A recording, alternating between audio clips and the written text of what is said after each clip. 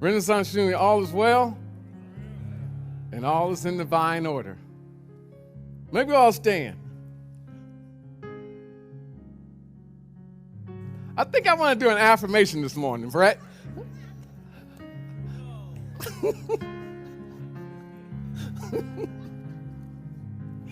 It'd be a shocker if I didn't. Yes, it is. It is.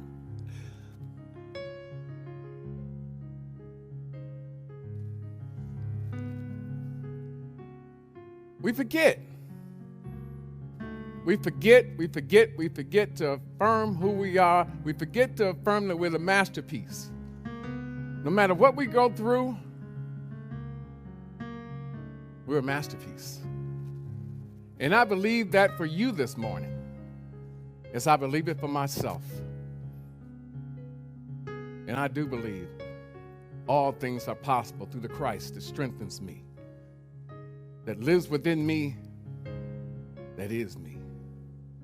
Let's do an affirmation. Let's do it in a powerful way. With your energy level set on 10. Times 10, baby. I love 100. Just repeat after me. I am a masterpiece,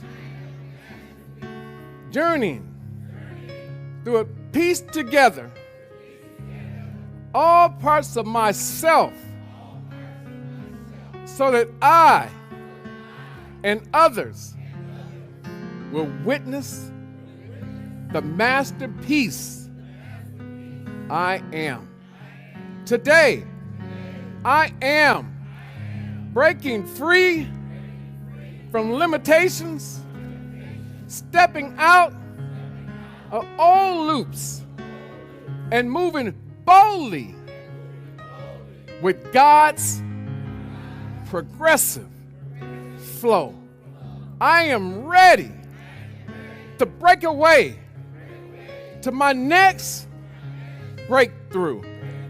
I am getting up, going through it, growing through it, and stepping into greater things.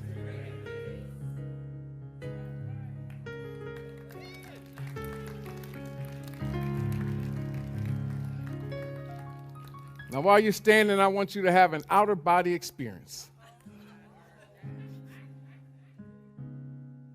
Anybody ever had an outer body experience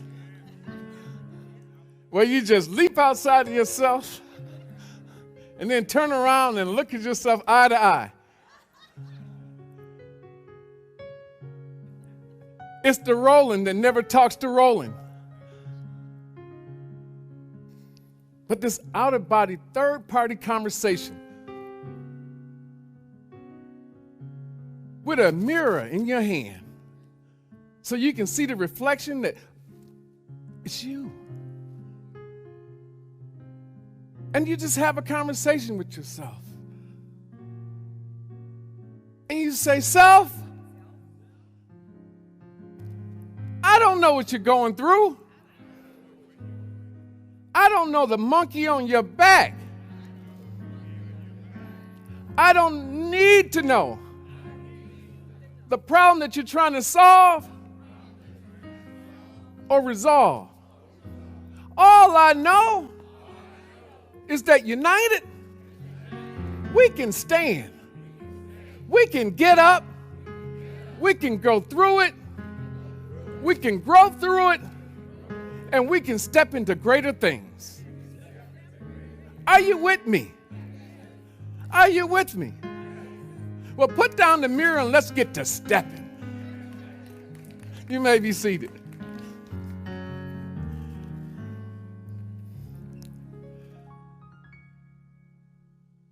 Reverend Wilma, I've been trying to just summarize our purpose. Why are we here? Divine creatures, knowing that God lives within us. But why do we have to go through the experience of life that we don't want to go through? Anybody ever gone through something that you didn't want to go through? Anybody? Sounds like we got a choir in here saying, yes, I have. Really? And so the question becomes, why? Why would a God that loves us have us go through things we don't want to go through? The life experiences, the deaths, the tragedies, the disappointments, the things that we thought would appear at certain ages and stages of our life that didn't show up, didn't reveal themselves, the people that let us down, that disappointed us, the things that we didn't do that we should have did when we should have done them. So who are we? Reverend Wilmot tried to summarize it in a couple of sentences, and I don't know if I got it, Reverend Jackson, but I tried. So can I get an A for effort? Well, here it is. I think we are truth seekers journeying to see that God works in our favor for our good, and that the universe is conspiring to bring us all the things in accordance with our good thoughts. Can somebody say good thoughts? Take a picture of this, because this is important. So you don't need to be playing cool, calm, and collected if I'm feeding you something that could nourish you. So I believe we are truth seekers journeying, meaning that there's movement, there's experimentation in this process called living. And through this journey, we want to see if God works in our favor. Now, who in here would consider themselves to be a spiritual being? All of us would. We're spiritual beings having a human experience. We've been taught that God works for us. And so we want to see through this experience that we call life, that if we make a move, can I say make a move? If we make a move, God works in our favor for our good, and that the universe will conspire with us if we are thinking good thoughts. And the universe is activated based on our good thoughts. Are you with me? Understand this. We are truth seekers. What does that mean? We're seeing, is the truth the truth? Nothing but the truth. And if the truth is the truth and nothing but the truth, does it work in our favor? That's what we're constantly testing. Testing versus temptations. Testing God's will versus the temptation's will that pulls us away from the truth. You understand it? This is critical in the message of life. And so we see ourselves in different ways. Are we on the journey or off the journey? Are you on the ride or are you off the ride? Are you on the horse or are you off the horse? And so there's a quote by Siddhartha Gautama. And it says this, but it really gives us kind of like a dichotomy, parameters for living, a measuring stick for life. And it says there are two mistakes one can make along the road to truth. Not going all the way and not starting.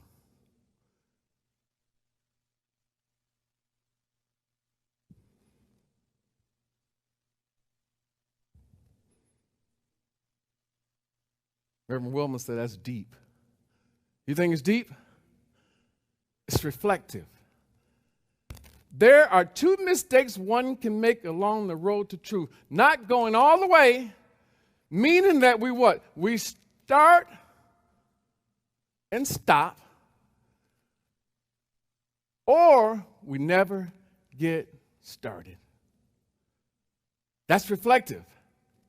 Think about it. Is there anyone in here who has ever started something and then stopped? Raise your hand. I got both minds up. So I'm in good company. But the question is, are you ready to go all the way? Are you ready to be all in? Are you ready to just say, I throw caution to the wind. I'm ready to risk it all for what's in the future that right now is unknown? Are you ready to take that gamble? Are you ready to roll the dice and say, I'm finally all in? I'm not just putting a toe in the water. I'm not just putting a limb in the shower to see how hot or cold the water is. Anybody ever do that? I'm the only one. I put like a finger or arm in there before I jump in the shower just to test the temperature of the water. The funny thing about most of our lives, if we were to really examine our lives, we would say and see that our lives have been a collection, a series of announcements of good intentions of what I'm going to do. Anybody ever said, I'm going to do this, I'm going to do that? Bad English, but that's the way we talk. You know what I'm going to do. You know what I'm not going to do again. And so you think about it. Good intentions, but our life is filled with these moments of starting and stopping. Starting and stopping. Anybody relate to that? That's us. Most of us. I'm only talking about what I know. A lot of things that you start and stop. But each time we stop, something attaches to us. Something jumps into our mind. Something jumps on our shoulders. It's called dead weight. Dead weight from the past. Something that's already been done that we're never going to experience again. Remember last week I said, can't go back and change the past. Although we spend a lot of time thinking about how can I change the past. If I could only do it over again. If I could only go back to yesteryear and yesterday and change my choice, my decision, my pattern, my walk. But we can't. So the question becomes, can we move forward? Because every time we get caught with dead weight about our circumstances, it turns into great moments of doubt, great moments of fear, great moments of hesitation, moments where we see obstacles and we don't see the right angle to move forward. Can anybody relate to that?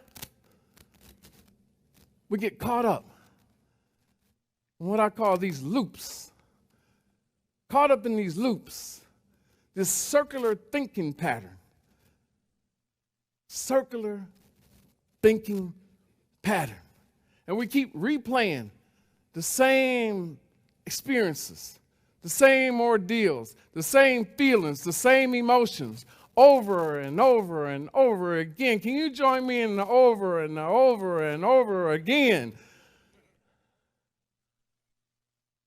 It's the rerun that won't stop. It's like watching BET. And if you're familiar with BET, they'll play the same movie 21 consecutive days. Yeah, back to back. In the same day. And we do too. We play the same experience over and over and over again. It's a loop, a circular way of thinking. And we keep coming back to the same scenario. It's like getting on a merry-go-round. Anybody ever been on a merry-go-round? And you go around and round and around and round. And if you keep putting coins in it, you can be on there forever. And just going in place, going around and round and round. And it's just around and round and round. And you just keep going around and around and around and around. But the thing about it, every time you go around, you keep coming back to the same place. The scenery never changes, right? Because you're just on there. How many of us live our lives like that? On that merry-go-round. The date changes. We're on that same merry-go-round, experiencing the same thing. And we keep claiming it too. Same old, different day. What's happening? Nothing new. I'm on the merry-go-round, right?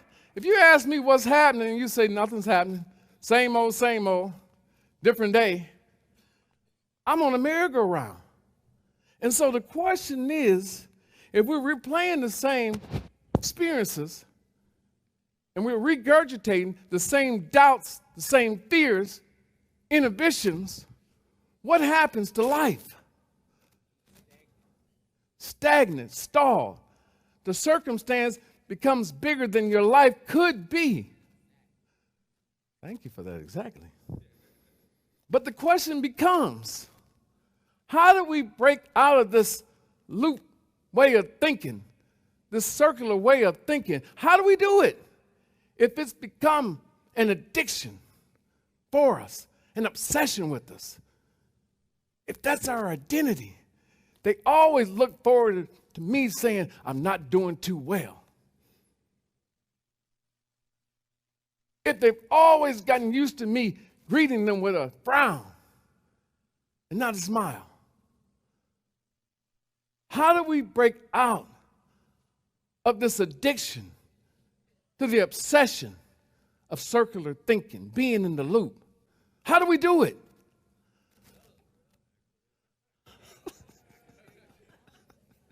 Somebody said, tell us, Rev. I feel like I'm in a Baptist church now. I think it's something hidden in Isaiah 43, 18 and 19. It says, forgetting the former things, do not dwell on the past. See, I'm doing a new thing. What kind of thing am I doing? A new thing. Newness. Can we say newness? But look at that. Forget the former things. Forgetting the former things. Mean they don't necessarily go away. We don't play like they didn't happen. But we don't give them power of the present. You understand that? You can give something in the past power of the present. And when you give the power of the present, you can't move forward in a different direction. You stay on that merry-go-round. And so it says, forget the former things. Do not dwell on the past. Now, you can think about it for a moment, have a flashback moment. I understand that. But dwell? If it wasn't a good experience, why would you choose to dwell in hell?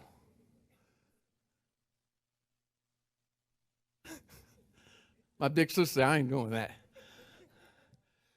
See, I am doing a new thing. We talked about that last week.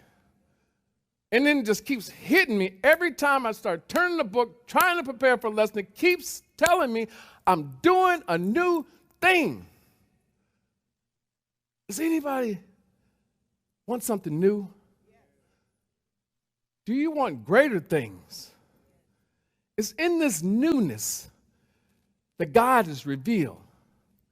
I shared with you last time that God doesn't live in the past. God is a God of newness. There is nowhere in the Bible where it says, reverse your life, go back, and relive it. There is nowhere in the Bible that says you're up for a repeat. We're going to take you back to October 27th, 1974. And what was happening to you then is going to happen to you now.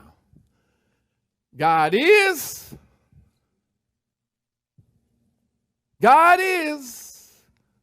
about getting up, going through, growing through, and getting to greater things. I don't think you heard me. I got to go Baptist on you because I don't think they heard me.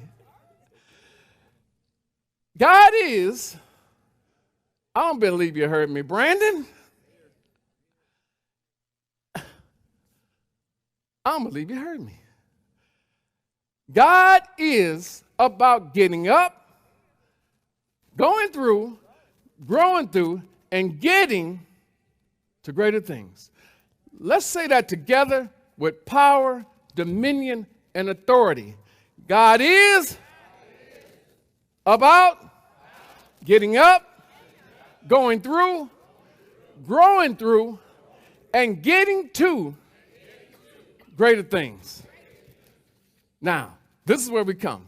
This is what I like, Brett, because I'm all about a breakthrough. I'm always looking, Roland, for a break. I'm always looking for a deal. I'm always looking for the shortest distance between 2 points. Boss, you know I am. I'm just like you. Cut from the same cloth. Give me the shortest path to where I want to go. How do I get what I want to get in the shortest amount of time and it's legal? I don't want to go to jail.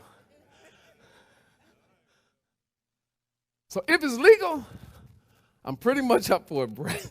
Just like you. You know, we don't want to go to jail, do we? We don't want to do that.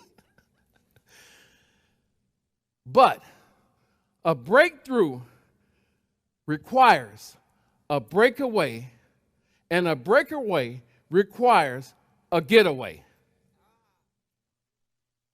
You understand this? Not yet. Not yet. A breakthrough requires a breakaway, and a breakaway requires a getaway. Now, what does that mean? What does it really mean? A breakthrough, which is what we all want, right? We want to break through into something greater, something new. A breakthrough requires a breakaway. What is a breakaway? I know the Lions are playing there. I'm hoping for a breakaway and a few touchdowns. But what is that breakaway? That breakaway moment when we see a little bit of daylight and we have the choice, the decision, the opportunity to go to the daylight or stand down, stand back.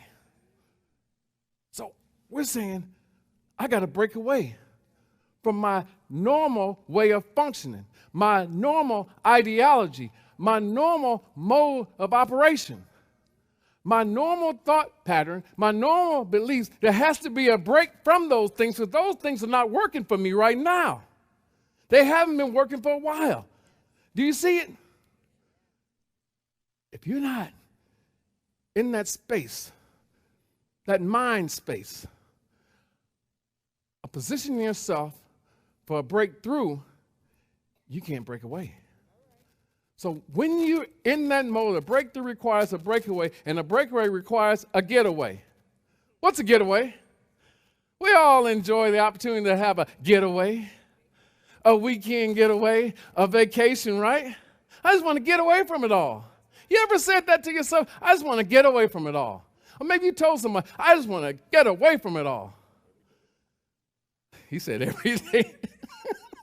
I just want to get away. And I say that too. the stress, the frustration, the things that are not revealing to themselves what I want revealed. And so we say, I want to get away. Can we just say, I want to get away? I want to get away. I want to get away from all the things that no longer serve me. I want to get away from all the things that no longer propel me to the ascension, to the higher level of consciousness, to the superconscious where I can do all things through the Christ that is in me, that is my power, that is my dominion, that is my authority. So we all want that getaway from something. So, this is my anniversary. October 27th. Last year, I set out on the goal of improving my health, losing weight, with the goal of losing 47 pounds. And I had this vision of six-pack Mac.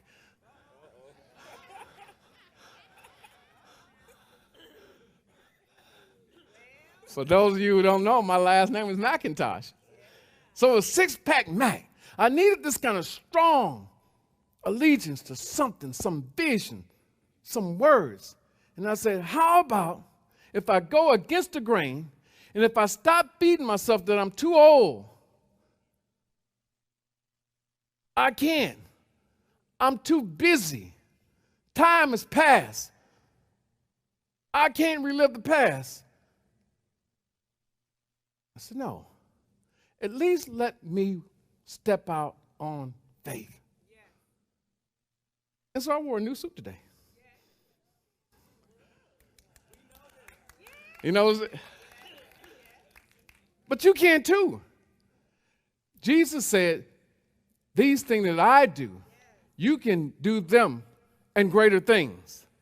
And so the impossible becomes possible. And so we have the potential, and it's through that potentiality that we move forward, knowing that there is a process, there is a provision if we move forward in faith. Now ask yourself, what do I need to break away from? What loops or circular thinking do I need to get away from?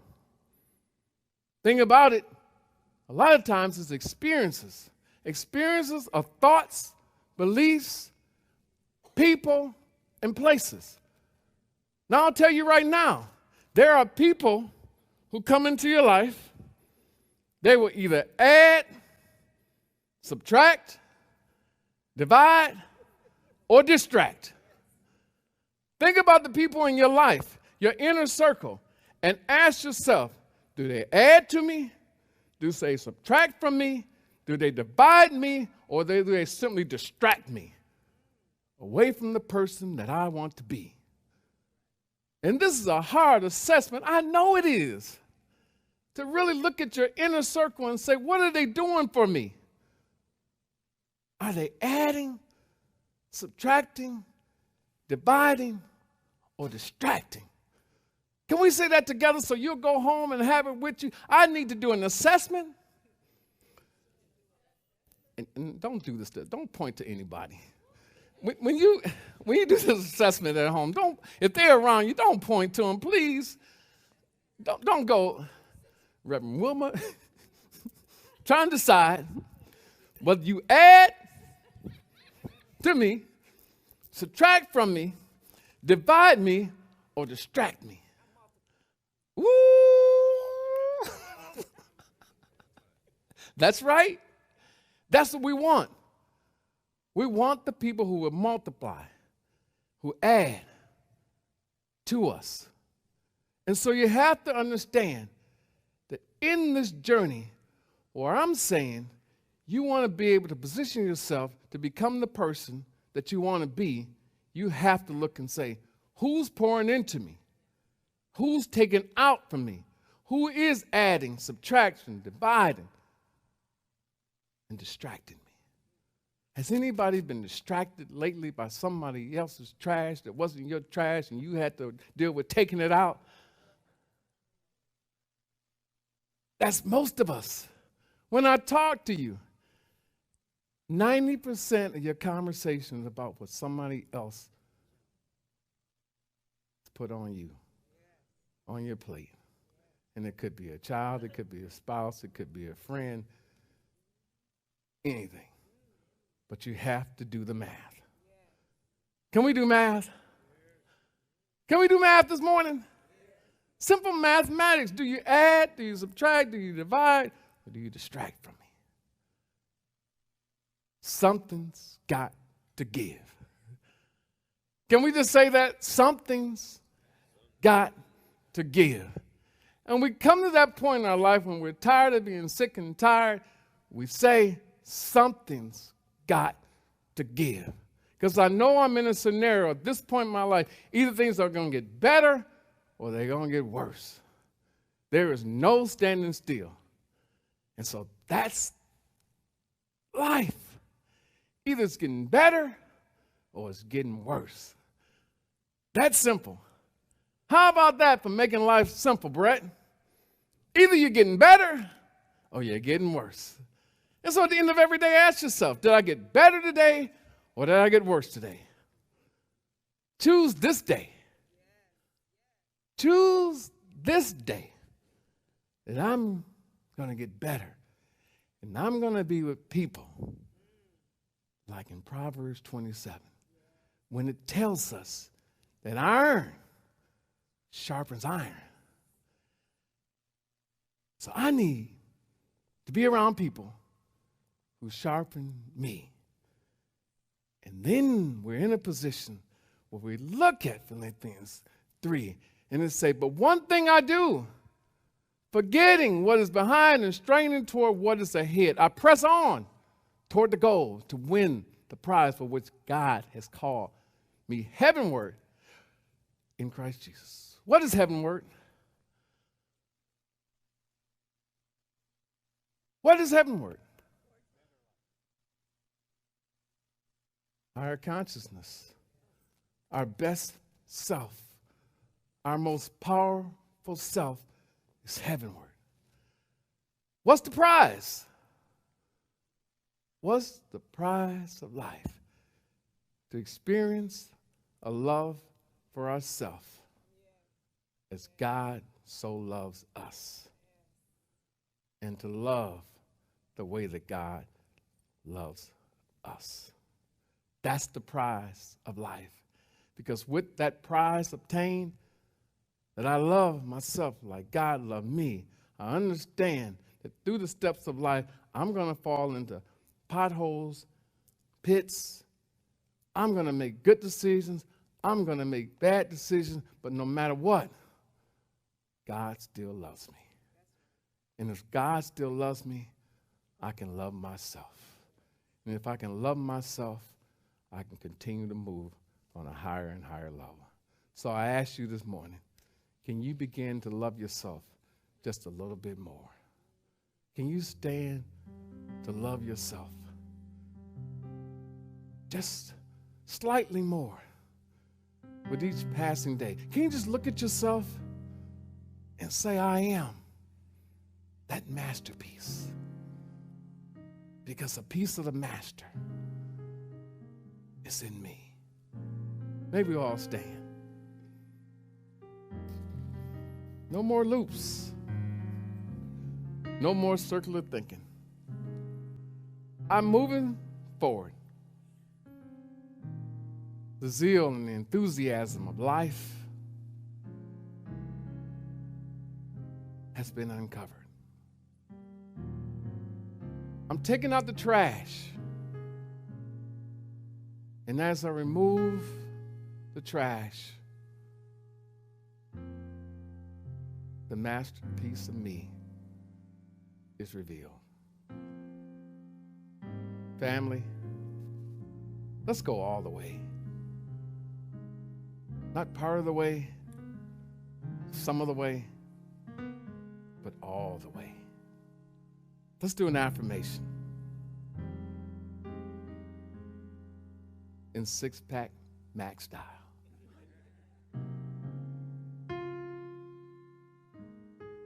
Indeed, I am a masterpiece.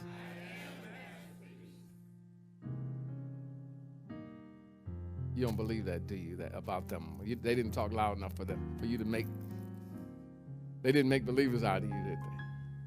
Let's do it again. Indeed, I am a masterpiece. Moving forward with unstoppable zeal, fueled by the divine energy within me. I release what no longer serves me,